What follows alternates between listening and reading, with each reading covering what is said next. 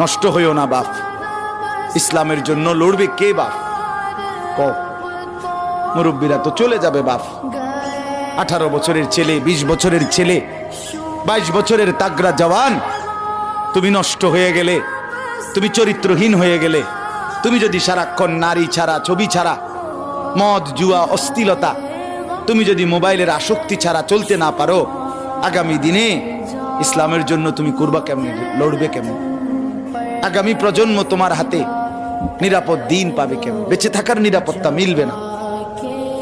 বেঁচে থাকার 53 বছর বাংলাদেশের বয়স, 53 বছরের সমাজে বেনামাজির সংখ্যা যদি এত বেশি হয়, 53 বছরের ভিতরে মোবাইলে আসক্ত যুবকের সংখ্যা যদি এত বেশি হয়, 53 বছরের ভিতরে বেপর্দা নারীর পরিমাণ যদি এত বেশি হয়, এত মসজিদ মাদ্রাসা চারদিকে থাকার পরেও যদি এই মসজিদ মাদ্রাসা ষড়যন্ত্রের কারণে কমে যায়,